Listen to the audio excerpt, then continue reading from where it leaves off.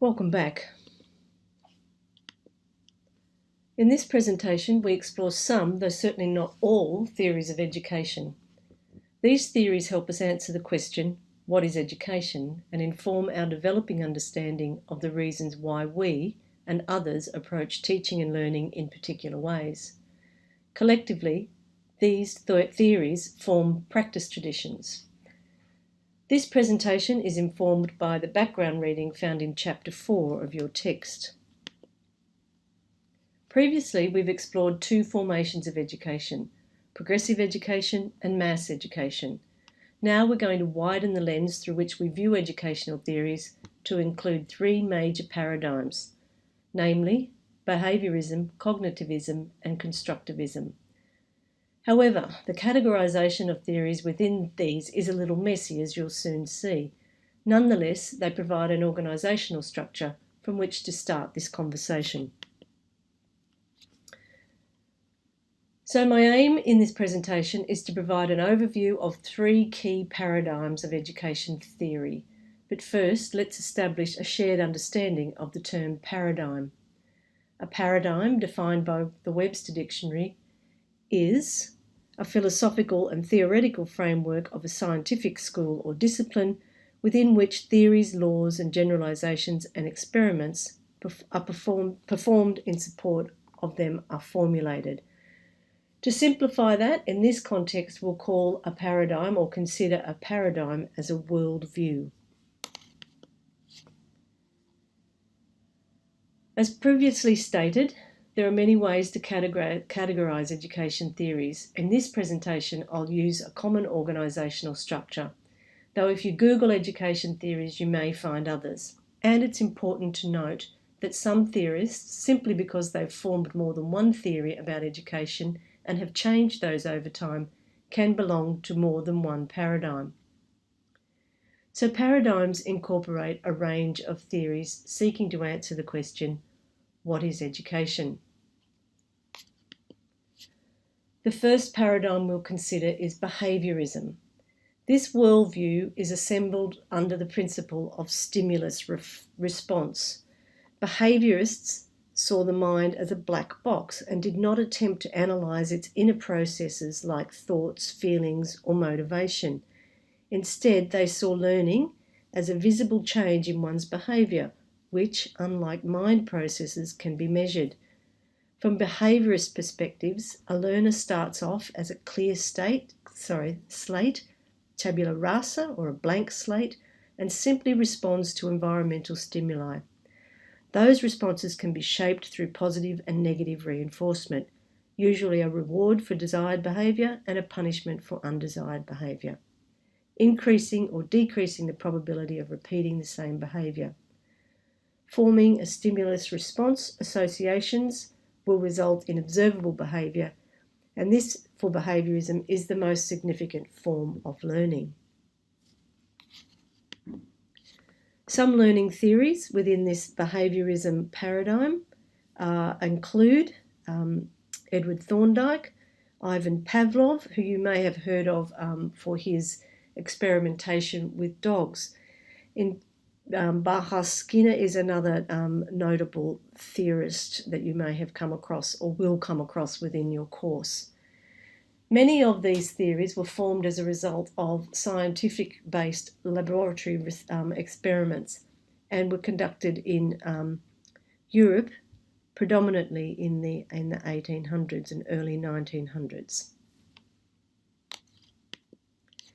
The second paradigm, cognitism, sees the learning as the active acquisition of new knowledge and the development of adequate mental constructions. Cognitivism sets the learner as the locus of control and says that the learner is not a passive participant in the process.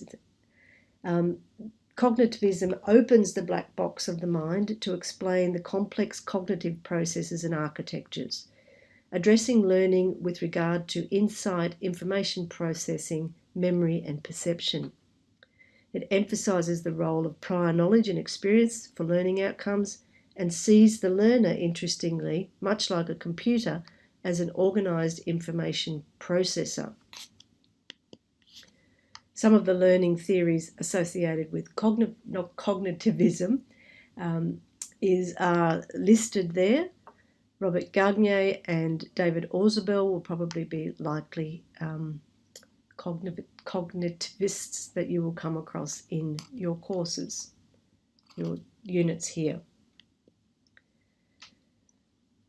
Constructivism is the third paradigm, and constructivism suggests that the learner is not passive but an active and socially engaged part of the process and the construction of knowledge.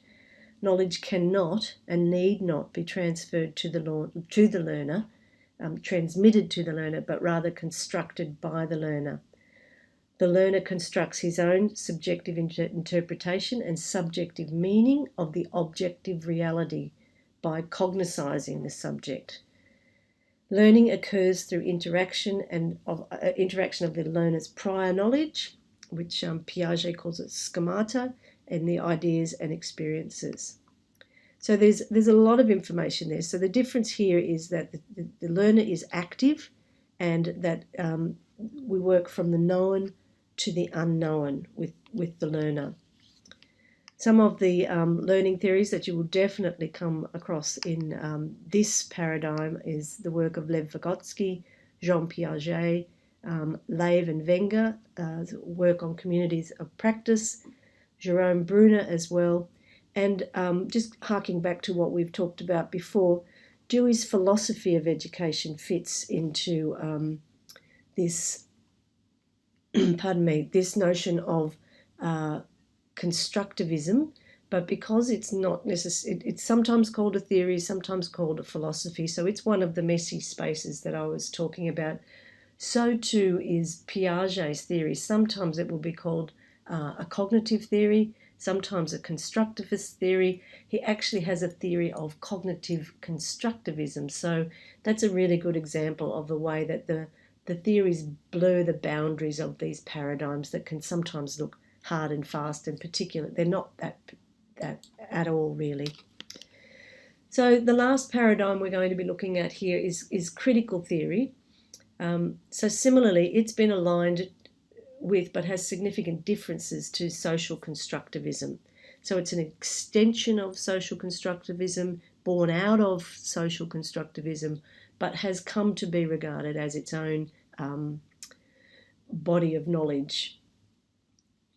So foundational critical theories, going back to the early days, we're talking about social sciences. It's a critical social science, a theory about knowledge and how knowledge relates to practice. Now that's what's quite different there, because we're relating knowledge and practice, not knowledge and the learner solely. So the foundational theorists really made that paradigmic shift, if you like. Second and third generation critical theorists draw predominantly on critical pedagogy. It draws attentions to the ways in which knowledge and power are produced in different sites differently, and it's concerned about who or what is being privileged. Foundational critical theorists, you may not have heard of too many of these. They hark from the Frankfurt School, Marcuse, Adorno, Horkheimer, Fromm, Benjamin, very early foundation theorists. Second and third generation theorists you may have heard of and will hear more of, Habermas, Gramsci, we've got Freire in there, Giraud, Maclaren, Kincello, and chemists you have heard of. We could also add Dewey's philosophy of education in here, because it's a critical theorisation of education. So as you can see from this image, educative practices are often made up of a combination of these theories or influences. The practice traditions of these major paradigms can be evidenced in teaching and learning settings within and beyond schools. If you look at some of the behaviourism there that overlaps with constructivism, we've got drill and skill, practicing with positive reinforcement. If you think about sports trainings and other training behaviours, then you can identify those in there. I'll leave that image there for you to ponder. I'm just going to take you back to the notion that we've been focusing on, in that education has three interests and aims. I'm not going to go back through that, but I would like you to think about and consider how these different paradigms, including critical, which is not in that image, how these interests or aims reflect or pay attention to, how these interests or aims are reflected within these paradigms. What paradigms are meeting what interests and aims? To conclude, I'm just going to return to the definition of education we've adopted in this unit, and it's been formed by a critical practice theory of Kenneth et al. The detailed explanation of this theory is provided in chapter 4 of your text, but it's really important that you're starting to grasp the components of what this critical practice theory says education is made up of. In the next slide, I'll look more closely at and unpack this definition through the lens of the theory of practice architectures. So coming up next, more about a particular critical practice theory.